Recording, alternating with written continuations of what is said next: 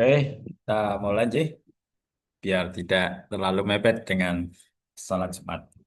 Bismillahirrahmanirrahim. Assalamualaikum warahmatullahi wabarakatuh.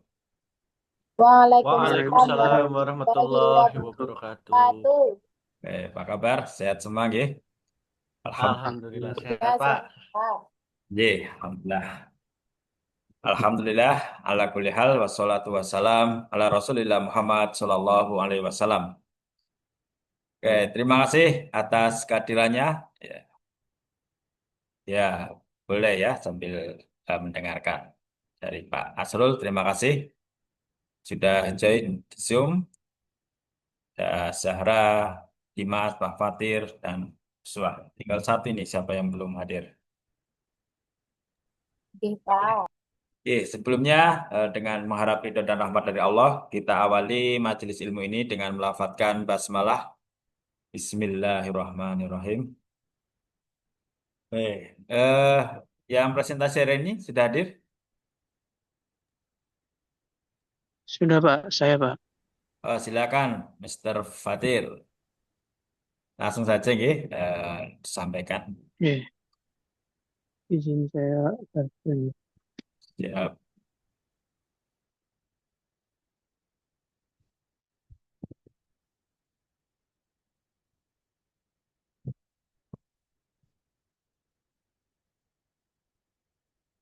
Sebelumnya, Assalamualaikum warahmatullahi wabarakatuh.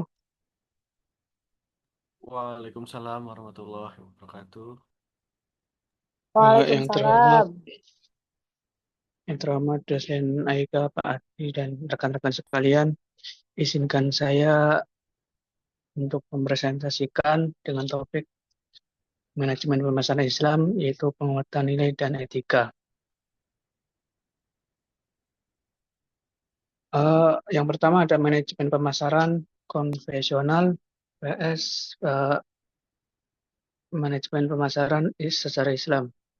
Manajemen pemasaran konvensional fokus utamanya memuaskan kebutuhan pelanggan atau customer satisfaction dan memaksimalkan keuntungan. Untuk filosofi materialistik dan hedonistik yaitu mendorong konsumsi, uh, berkebutuhan dan akhlakiyah beretika. Untuk batasannya hukum positif negara dan etika bisnis universal.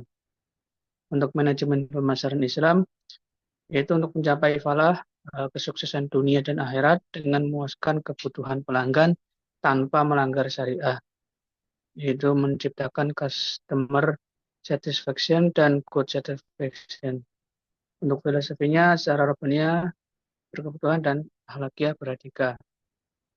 Hukumnya secara syariat Islam, yaitu hukum halal dan haram, dan akhlakul karimah, yaitu etika terhadap Nabi. Karakteristik manajemen pemasaran secara Islam, pemasaran Islam memiliki 3 karakteristik utama yang harus diintegrasikan dalam setiap keputusan bisnis. Yang pertama ada karakteristik etika. Poin di sini pemasaran harus berdasarkan nilai-nilai ahliya seperti kejujuran, kerendahan hati, dan keadilan. Yang kedua ada pelayanan yang sopan, ramah, dan tidak diskriminatif. Karakteristik kedua yaitu karakteristik realistis. Dan di sini pemasaran harus mengakui kebutuhan manusia secara nyata, sandang, pangan, papan, serta kebutuhan spiritual. Yang kedua, tidak bersifat utopis, tetapi praktis dalam menyediakan produk yang toyib dan bermanfaat bagi kehidupan sehari-hari. Dan yang terakhir ada karakteristik humanis. Pokoknya pemasaran memandang konsumen sebagai subjek yang bermartabat, bukan sekedar objek eksploitasi keuntungan. Kemudian memiliki tanggung jawab sosial untuk meningkatkan kesejahteraan masyarakat atau maslahah dan menjaga lingkungan. Strategi pemasaran dalam Islam. Strategi pemasaran secara modern, yaitu segmentasi, targeting, positioning tetap digunakan, namun harus diwarnai oleh nilai-nilai Islam.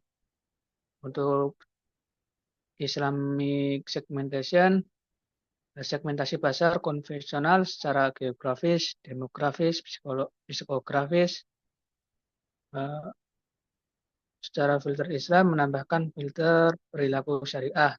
Contohnya, mengidentifikasi segmen Muslim yang high observan, yaitu sangat taat, yang memproduksikan sertifikat halal dan keislaman merek atau Islamic branding. Untuk Islamic targeting secara konvensional memilih segmen yang paling menguntungkan. Filter secara Islam prioritas memilih segmen yang kebutuhannya halal dan thayyib secara belum terpenuhi. Contohnya menargetkan kaum muslimah yang membutuhkan produk kosmetik halal atau layanan keuangan syariah yang transparan. Kemudian ada Islamic positioning. Positioning secara konvensional menanamkan citra positif di benak konsumen, misalnya termurah, tercepat, atau terbaik gitu. Terus posisi dalam Islamnya memosisikan merek sebagai entitas yang amanah, halal, dan thayyib. Contohnya, Bank Syariah memosisikan diri sebagai lembaga yang bebas riba dan transparan, atau merek makanan memposisikan diri sebagai jaminan halal dari bahan yang terbaik. Untuk etika dalam pemasaran Islam, etika adalah jantung dari pemasaran Islam. Setiap aktivitas harus didasarkan pada sifat-sifat kenabian, yaitu sidik, amanah, tabligh, dan fatona. Etika terhadap produk secara halal dan thayyib. Untuk larangan tadlis atau penipuan, dilarang menyembunyikan cacat atau kekurangan pada produk. Dan juga larangan gharar, tidak ketidakjelasan seperti informasi produk, itu bahan, harga, ketentuan harus sangat jelas. Menjaga kewajiban kualitas, barisan produk harus dibuat dengan kualitas terbaik secara profesional dan tidak asal-asalan.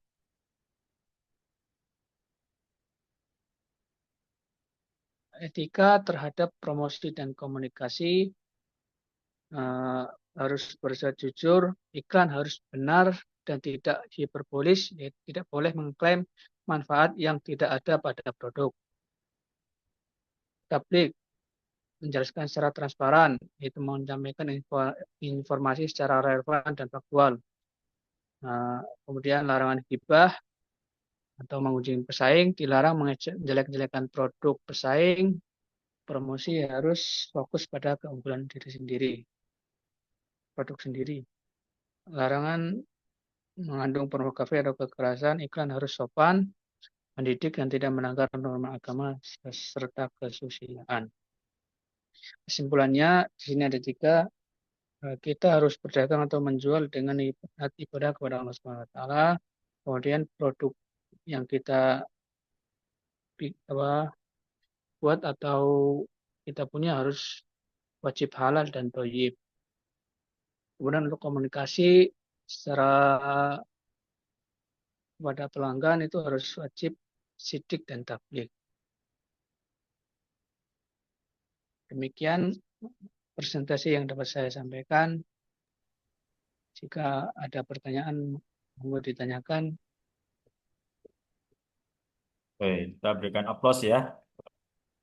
Silakan yang mau merespon. Izin stop screen. Oke. Mbak Uswah, Ya, seru barangkali mau merespon. oh ya. Untuk Mas Fatir, itu kan tadi tentang manajemen pemasaran Islam ya. Iya. Aku mau tanya, kalau dalam konteks ini pemasaran digital sama media sosial saat ini kan itu tantangannya banyak ya. Tantangan yang paling besar itu kan mempertahankan nilai sama etika Islam, terutama itu dalam hal transparansi, Mas. kejujuran sama menghindari penipuan. Itu menurut Mas gimana tantangan? Um, Menurut saya, kalau kita sebagai pelaku pedagangnya atau Ya, pembelinya, Mbak, pedagangnya gitu ya, Mbak. dagang. Kan kita Eh, mengeluarkan gitu di media sosial. Tantangan yang paling besar dalam mempertahankan nilai sama etika Islam itu gimana? Terutama itu dalam hal transparansi, kejujuran, sama menghindari penipuan gitu loh. menurut saya kita harus apa ya memaparkan misalnya komposisi bahan baku secara secara gamblang di kemasan, biasanya kan ada di belakang. Itu harus menurut saya harus komplit. Namun jika ada bumbu-bumbu rahasia, ya boleh tidak dicantumkan gitu, Mbak. Kalau untuk secara digital, pemasaran digital, ya apa ya, kalau bisa itu tidak tidak melanggar etika secara Islam gitu, Mbak. Kalau bisa harus secara transparannya itu harus, misalnya kalau mau nulis tagline itu harus harus sesuai kualitas produk itulah. Terus juga mm, untuk apa ya, itu mungkin mungkin itu saja, Mbak. Pokoknya harus jujur sih, Mbak. Kalau secara etika Islam ya,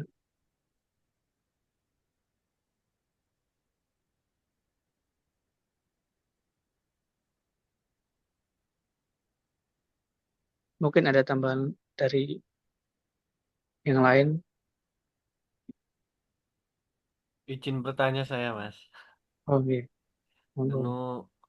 eh, bisa kasih contoh nggak, Mas, kira-kira STP itu apa namanya, strategi targeting dan positioning itu dalam apa namanya, menjalankan tetap dalam syariat Islam itu contohnya kayak gimana, Mas? Oke. Untuk segmentasi secara Islam itu seperti yang saya tadi contohkan, misalnya hmm, secara Islam mengidentifikasi segmen Muslim yang apa Muslim yang taat, biasanya kan maksudnya yang taat itu mengutamakan kayak sertifikat yang halal gitu, Mas. Jadi kita memposisikan segmennya harus ke Muslim yang taat tersebut untuk mendapatkan atensi dari Muslim tersebut dengan membuat kayak sertifikasi halal, terus kayak ya Islamic branding yang bagus gitu, Mas. Itu untuk segmenting. Kalau untuk targeting, eh, kita menargetkan misalnya pada produk kosmetik. Nah, kita mentargetnya apa kaum muslimah yang membutuhkan produk kosmetik yang halal gitu, Mas. Ada apa namanya? Ada label Markah halalnya gitu gitu. ya, yang Iya, halal gitu ya, Mas. ada label halalnya gitu, Mas. Oh, iya. Itu untuk targeting, untuk positioningnya ya kita harus kayak BSI itu, Mas. Kan dia memposisikan dirinya sebagai kayak bank tanpa riba gitu, Mas. Bebas riba lah. Bank syariah gitu. Iya, bank Yang syariah. ngikutin syariat Islam. Oh, gini. Tak kira model apa gitu, Mas. Kira ada model Iya. lain gitu. Ini Mas, siap, siap. Terima kasih Mas untuk pendapatnya Hmm. Mas.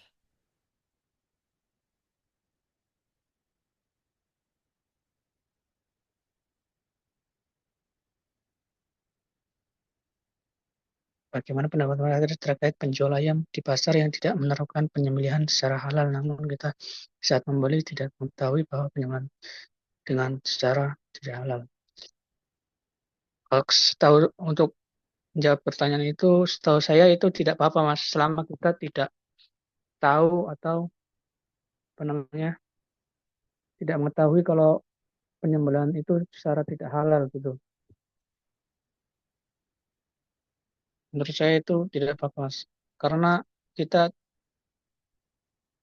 tidak tahu kalau ayam tersebut disembelih tidak halal, secara halal, tidak apa-apa untuk dimakan. Ada dasar apa gitu Mas terkait kayak Dasarnya, dalil atau apa gitu mungkin? dalilnya banyak Mas kalau dalil Mas. Kalau dari usul, yang setahu saya dari usul fiqh, kalau kita tidak apa ya, tidak kayak lupa terus tidak mengetahui suatu apa di barang tersebut ya gitu Mas, tidak apa-apa Mas. Lupa bahasa Arabnya Mas.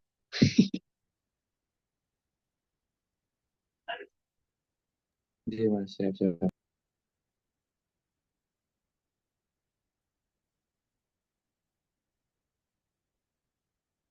Untuk menjawab pertanyaan Mbak Rizky masalah cinta terkait etika pemasaran, saya lihat banyak salah yang untuk penjualan penampilannya di luar etika pemasaran dan closing. Secara aurat. Menurut Anda itu bagaimana menyakit menurut? Kalau menurut saya, untuk misalnya kita sebagai pedagang atau sebagai apa yang punya perusahaan, kalau misalnya bagian pemasarannya menggunakan sales yang apa yang secara Islam tidak boleh gitu, kalau saya sebagai pemilik perusahaan ya saya akan me- apa ya, membuat mungkin peraturan baru gitu Mbak, agar lebih pantas untuk dilihat untuk dari segi sales penampilannya gitu Mbak.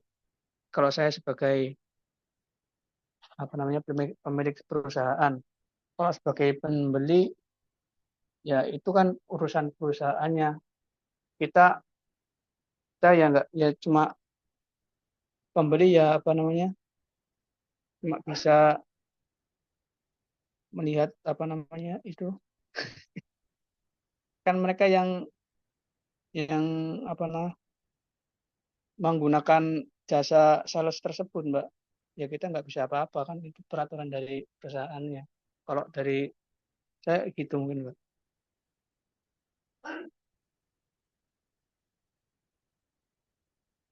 Itu mungkin jawaban dari saya Mbak Ski.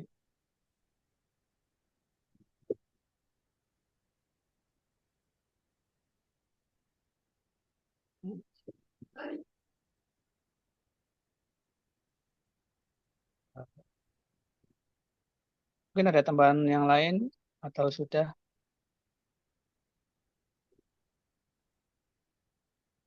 bertanya semua kayaknya Mbak.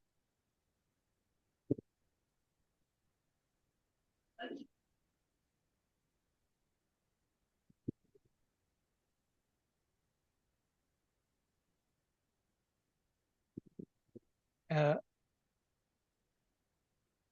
izin saya tutup atau gimana Pak? Iya, silakan kalau sudah cukup. Oke, izin saya tutup. Sebenarnya minta maaf jika ada kesalahan dan kekurangan. Assalamualaikum warahmatullahi wabarakatuh. Waalaikumsalam warahmatullahi wabarakatuh. Ya, kita beri aplaus ya. Terima kasih, Mr. Fatir. Ya, sangat baik ya apa yang disampaikan. Tadi ada beberapa hal yang didiskusikan ya.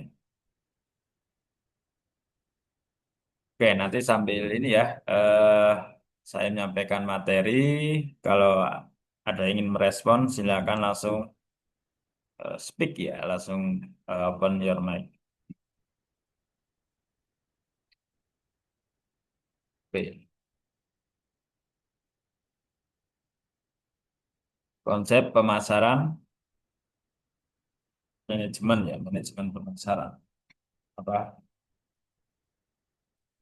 Ada 4 hal ya. Pertama, manajemen pemasaran konvensional dalam Islam. Kemudian bagaimana karakteristiknya. Dan nanti saya kaitkan dengan risalah Islam berkemajuan karena apa konsep risalah Islam berkemajuan ini ya yang menjadi landasan utama ya dalam AIK ya, baik 1, 2, 3, 4. Kemudian strategi pemasaran dalam Islam dan etika dalam pemasaran Islam. Ini S-nya kalau di RPS strategik ya, mungkin yang dimaksud itu tadi ya segmentation ya. Yang jatuhnya adalah STP tadi ya, dan kebalik ya, oh, STP. Ya, nggak apa-apa lah balik ya. Oke, oke bisa dan kita balikin ya.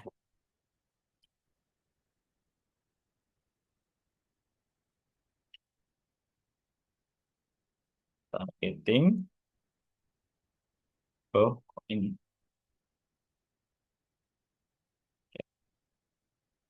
segmentation, targeting, and ya, positioning. Oke. Ya, dulu saya belajar ini juga di UGM, gitu. Magister Manajemen UGM.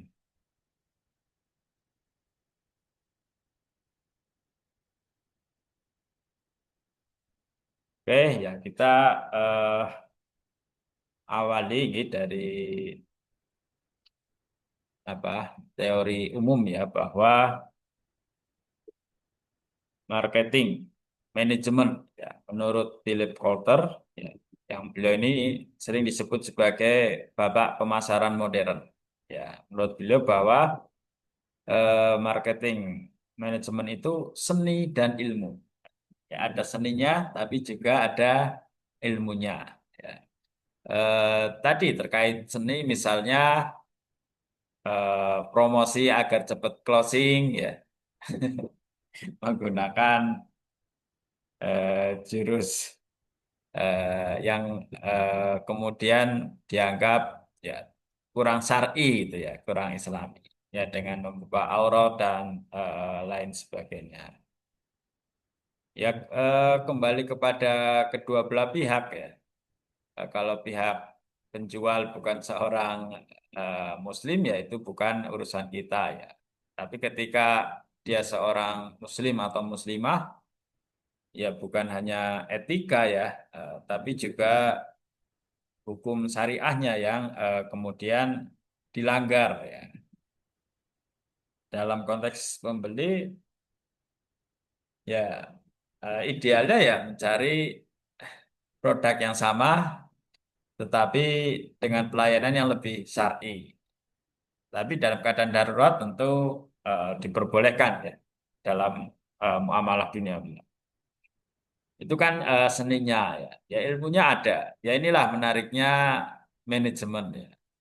Ada artnya, tidak bisa ilmu saklek ya. Apalagi ada semacam turbulensi gitu dalam kegiatan bisnis yang apa menjadikan kita keluar dari norma norma yang tertulis ya. Ya misalnya ya setiap periode kita membuat Renstra itu ya, rencana strategis 5 tahunan. Kemudian di breakdown menjadi RBA, rencana bisnis anggaran tahunan. Eh, Tidak ada sebuah institusi bisnis kemudian eh, plek-jiplek menerapkan rencana tertulis tadi. Apalagi di era sekarang yang perubahannya sangat cepat. Ya, bahkan kalau kita melihat BCA, ya, mereka membuat Renstra sudah tidak per 5 tahun, tapi per 3 tahun. Karena mereka memandang kalau 5 tahun terlalu banyak nanti apa penyesuaiannya. Ya. Karena perubahan sekarang sangat cepat. Ya. Tapi masih juga ada yang tetap 5 tahun, eh, walaupun banyak ya review ya banyak revisi di RBA-nya nanti melihat situasi dan kondisi. Misalnya seperti konteks industri kesehatan itu ya, rumah sakit dalam keadaan normal ya, mungkin apa tidak berubah jauh ya pergeserannya. Tapi kalau ketika ada wabah COVID seperti tahun lalu, tahun 2-3 tahun yang lalu ya, tahun 2000 berapa itu, eh, ya itu kan tidak mungkin. Dan setelah itu kemudian kita jalankan ya, pasti ada penyesuaian yang yang mengharuskan. Nah, disitulah dibutuhkan seni penting ya, dan merupakan seni dan ilmu memilih pasar sasaran dan mendapatkan, mempertahankan dan menumbuhkan pelanggan melalui penciptaan, penyampaian dan sampai komunikasi. Ya sama tadi kita tarik lagi ke apa kondisi pandemi COVID di apa industri kesehatan. Di situ ada dua pilihan. Ada rumah sakit yang kemudian mau melayani pasien COVID, ada yang tidak berani ya, dengan pertimbangan apa keselamatan dan juga regulasi yang saat itu baru. Tapi kemudian ternyata ya, rumah sakit yang menangani COVID itu malah mendapatkan profit yang luar biasa ya. Ternyata klaimnya jauh sekali, sangat tinggi ya dibanding dengan apa ya klaim reguler normal ya seperti BPJS ya. Kalau COVID kemarin kan langsung dihandle oleh Kementerian Kesehatan. Dan banyak kemudian setelah pandemi selesai mereka panen panen buah ya. Karena memang resikonya sangat tinggi, anggarannya juga atau profitnya itu yang mungkin dalam manajemen dikatakan high risk, high return ya. Risiko tinggi ya untuk apa pendapatan yang tinggi, return yang tinggi. Ingin mendapatkan return yang tinggi, tidak mungkin resikonya rendah. Itu apa ya? Ya hukum alam lah ya.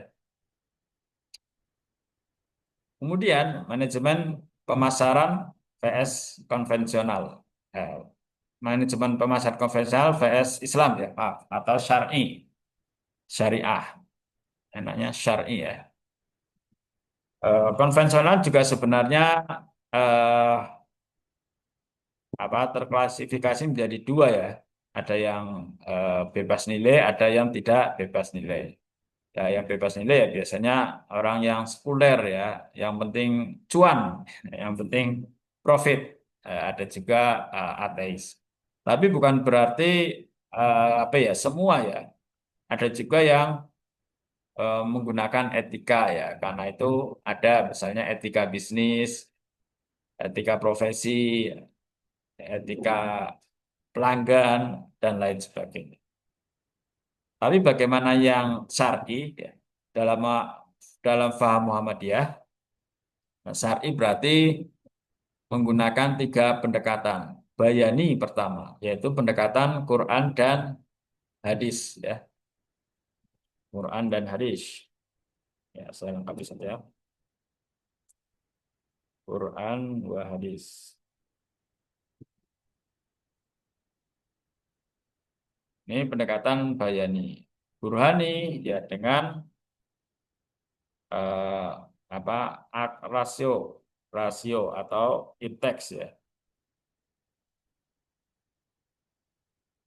Irfani dengan apa? Irfani itu pendekatan nurani ya atau kearifan, kearifan. Ya, akan muncul di situ ya pemasaran yang syar'i ya, pemasaran. Kalau saya sebut pemasaran Islam berkemajuan. Ya. Ini kan pemasaran Islam, kita pakai pemasaran Islam berkemajuan.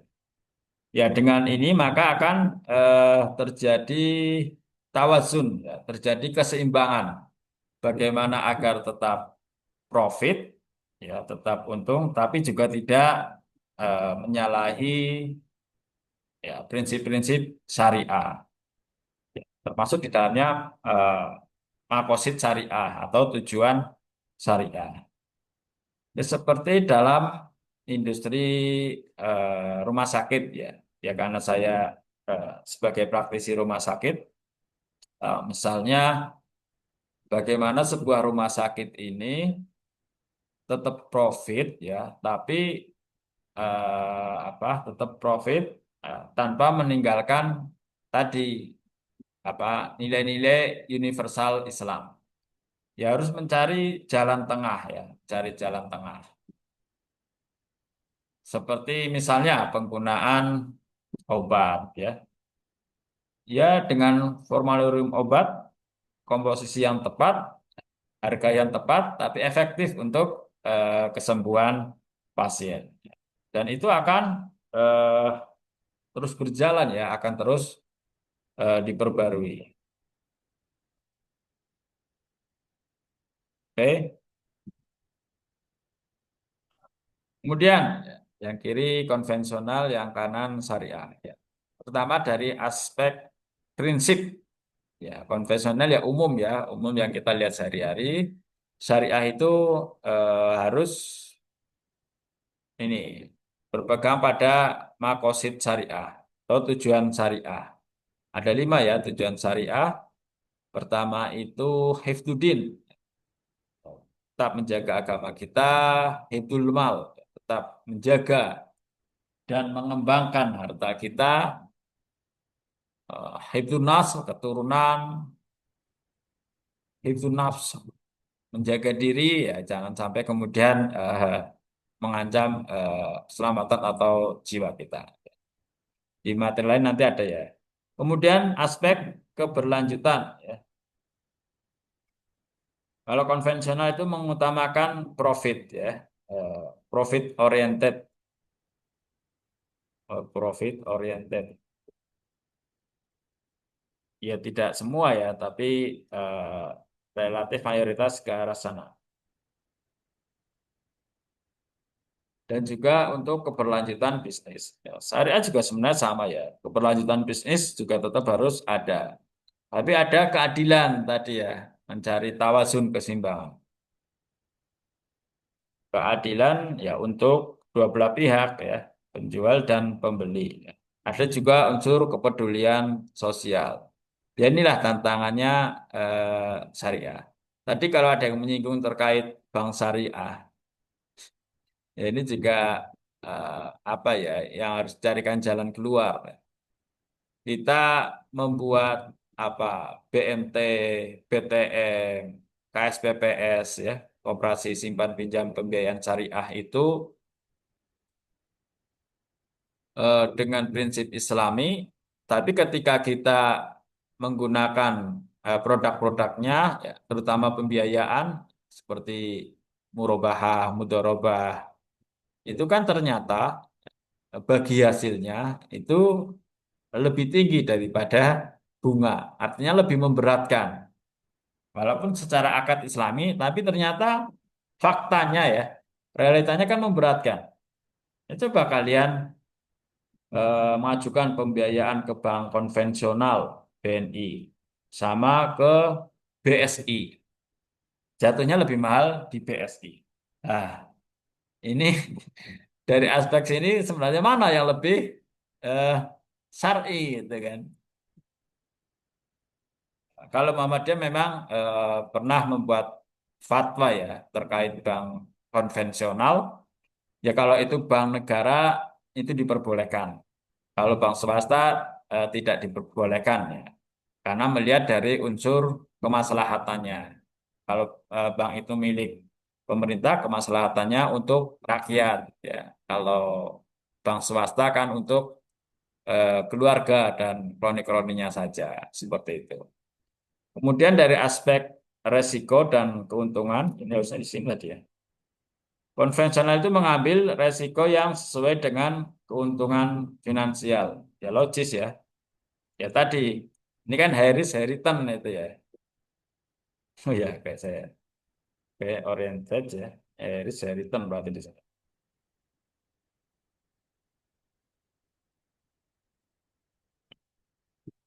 High risk, high return.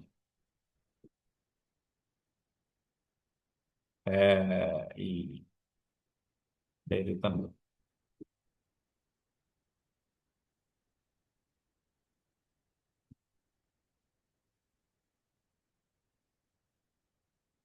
Ya, resiko atau keuntungan yang besar yang menuntut resiko yang besar. Ya.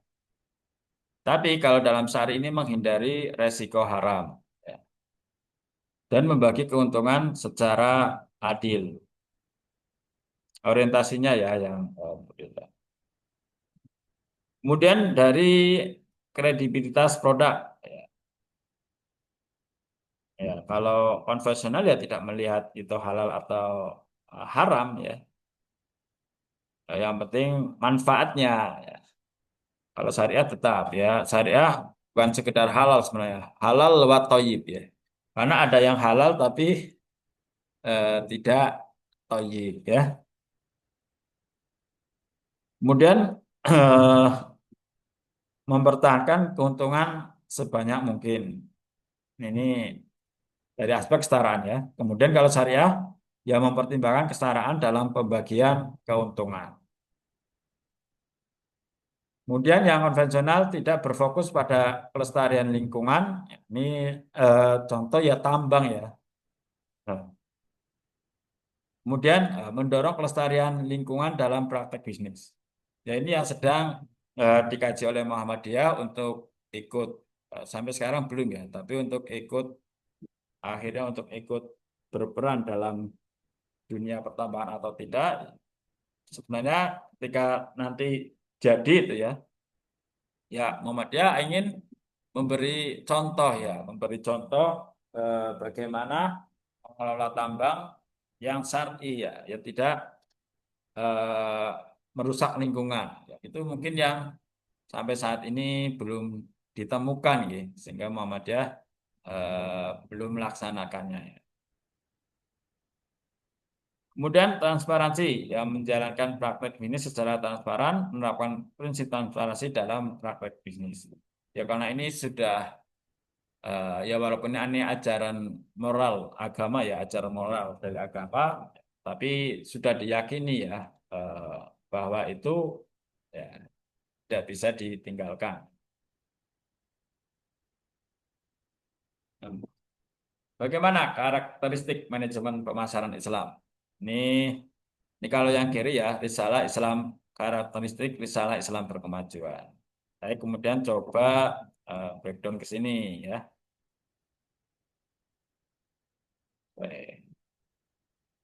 Pertama, misalnya mabni ala tauhid, ya berlandaskan tauhid ya, dalam pemasaran Islam ya, tidak meninggalkan nilai-nilai ilahiyah. Arruju ila Al-Quran wal hadis ya, senantiasa berpedoman pada Quran dan hadis. At-tanmiyat al-wasatiyah yang moderat. Yang moderat ini ya tidak hulu ya, tidak berlebihan. Ada yang marketingnya berlebihan. Bahkan ada yang kemudian berpendapat marketing itu harus lebih gila daripada kenyataan. Ya, ini yang perlu dikaji ya, perlu dikaji. Kemudian al-ihya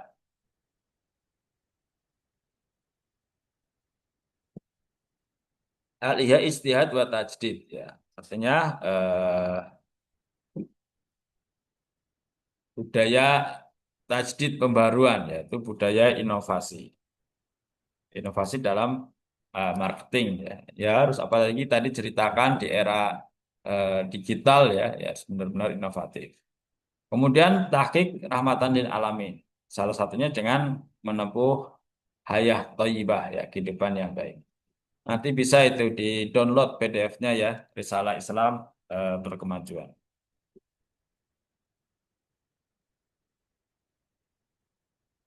Oke.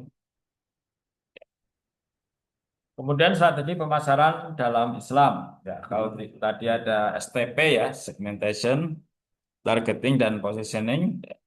Di sini juga ada 4P ya, price, place, product dan promotion. Nah, ini apa dalil naklinya ya, landasan teologisnya. Innallaha ya'muru bil adli wal ihsan. Tadi kan saya singgung. Allah itu menyuruh agar kita berbuat yang adil ya. Eh, Karena itu dalam konteks riba misalnya ya, riba itu yang nggak boleh kan yang afan untuk afan, yang berlipat ganda, yang kemudian mencekik ya. Lalu riba yang tidak berlipat ganda jadi boleh seperti itu. Artinya tadi kembali ke kasus bank syariah dengan bank konvensional ya, terutama bank pemerintah negeri ternyata lebih murah ya. Mana sebenarnya yang lebih islami? Bank syariah atau bank konvensional? Wal ihsan dan berbuat ihsan. Ya, ihsan ini apa? Berbuat kebaikan yang melampaui kebaikan yang apa yang ada ya. Ya misalnya kita diberi apel 1 kilo oleh teman kita. Kita membalas memberi juga besok apel 1 kilo. Yaitu perbuatan hasan ya, perbuatan baik. Tapi perbuatan ihsan memberikan lebih baik dari yang kita terima. Ya. Wa ita itil kurba wa yanha anil fahsya'i wal munkar wal baghi ya'idukum la'allakum tadakkarun. Ini khotib biasanya mengutip ayat ini ya. Oke, untuk konteks ini di sini ya adil dan ihsan ya dalam konteks pemasaran ini.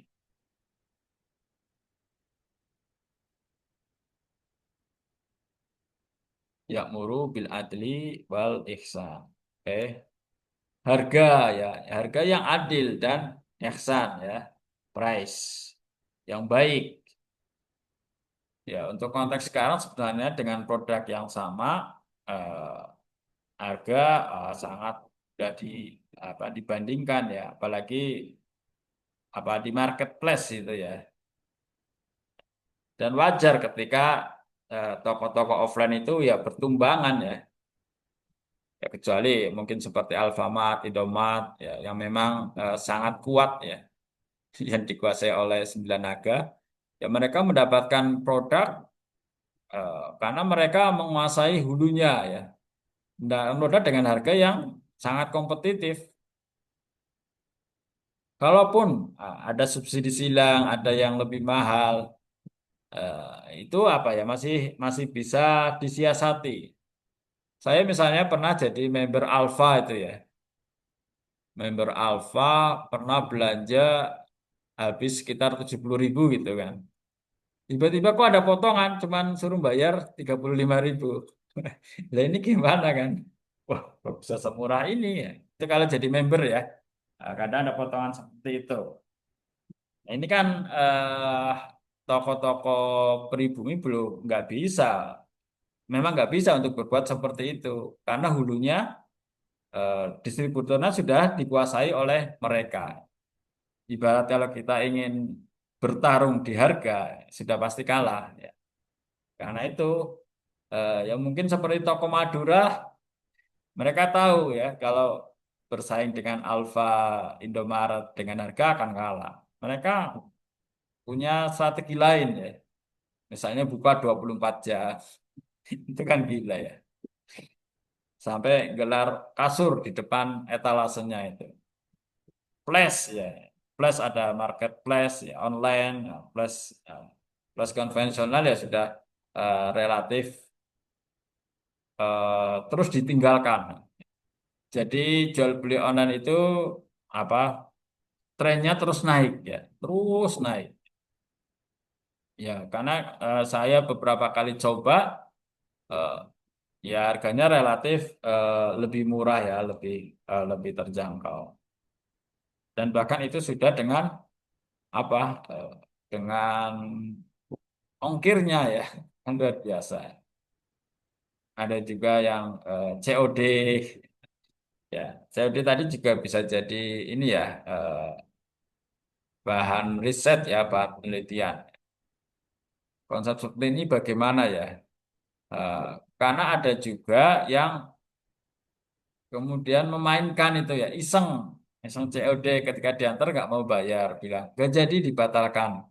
Dan ini kan ngawur itu kan. Eh, ya banyak kasus lah. Kemudian produknya ya, selain halalan wa thayyiban juga eh, memperhatikan ya aspek kemaslahatannya tadi. promotion ya. Promosinya tidak tadi tidak hulu ya. Jangan berlebihan ya. Jauh dari kualitas yang ada.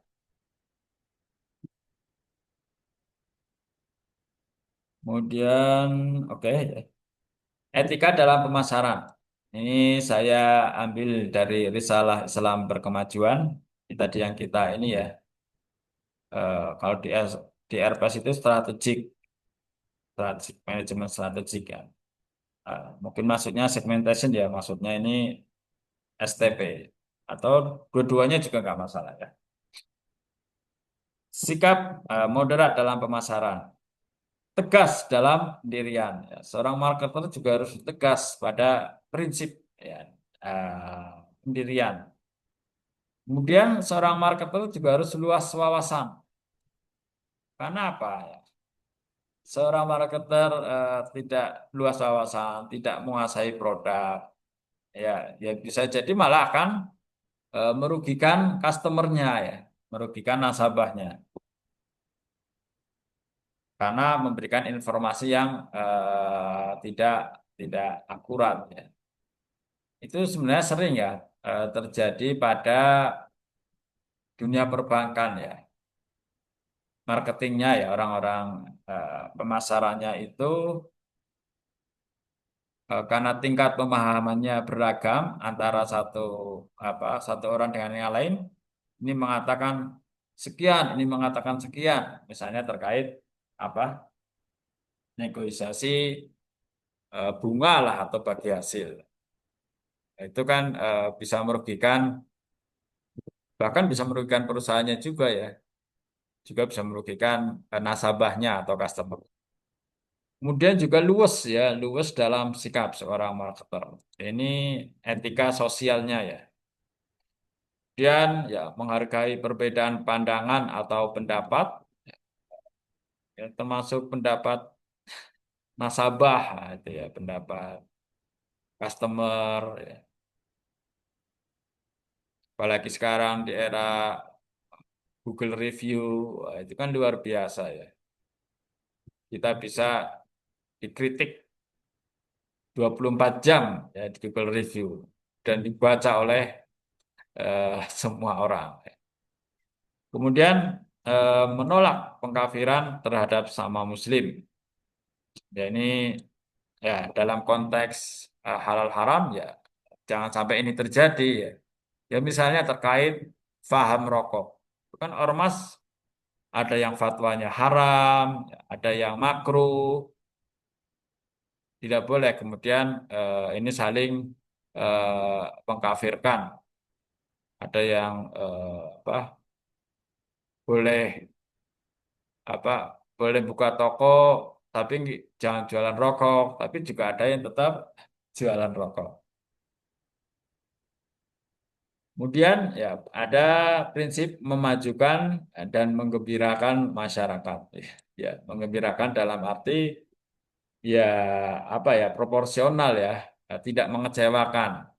Seorang marketer ketika menyampaikan sesuatu ya harus ditepati. Juga seorang marketer harus paham realitas, sikap moderat marketer itu ya.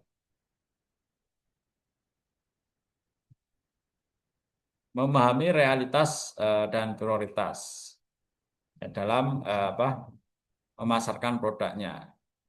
Ya misalnya memahami realitas customer kita atau nasabah kita yang memang sangat beragam dari berbagai kalangan. Kalau yang menengah atas seperti apa, ya menengah bawah seperti apa, ya harus paham realitas itu dalam menghadapinya. Juga memahami skala prioritas.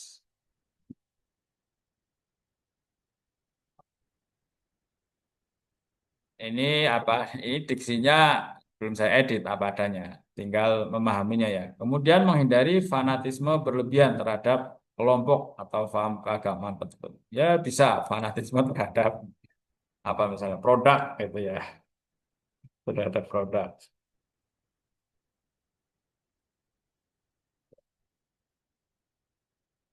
Kemudian memudahkan pelaksanaan ajaran agama, ya, memudahkan pelaksanaan apa ya transaksi itu ya misalnya. Jangan eh, jangan dengan kalimat kalau bisa dipersulit, kenapa dipermudah? Ya ini STP-nya ya, strategic atau segmentation, targeting dan positioning. Segmennya, kalau segmen karena aspek penjual ya, jadi ya sangat relatif ya. Kalau halal thayyibin ya otomatis lebih lebih luas ya. Eh, Bahkan ada yang beberapa sangat care dengan apa label ini, walaupun dia non Muslim.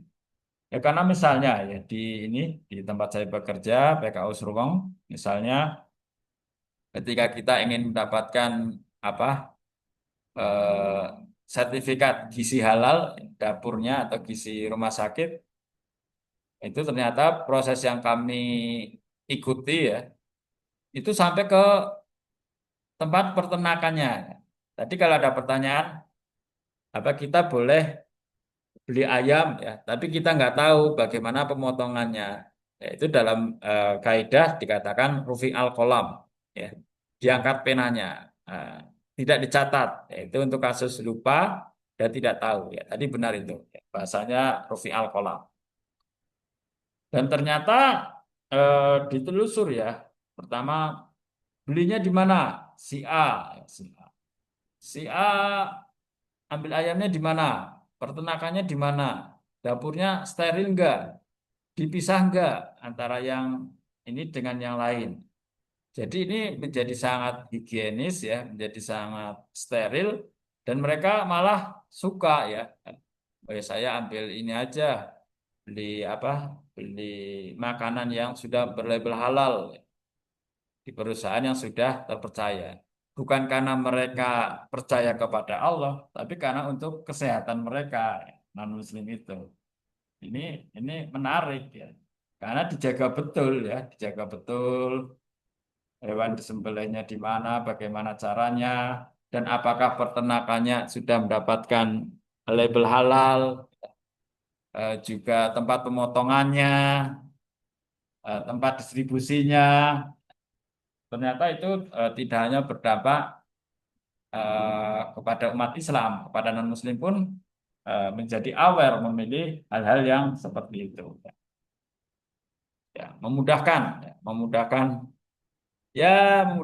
pelanggan ini ya, customer berarti ya, memudahkan pelanggan, tidak mempersulit. Izin Pak, Jadi bertanya Pak, siap, yang terkait tadi untuk penyembelihan gitu ya Pak. Nggih. Kan saya pernah mendengar dari Instagram gitu Pak, terkait yang McD itu Pak. Ayam McD itu kan katanya pemotongannya itu tidak, intinya tidak secara halal gitu lah ya Pak. Karena Nggih. McD kan milik, bukan milik orang Muslim ya kalau nggak salah itu kan.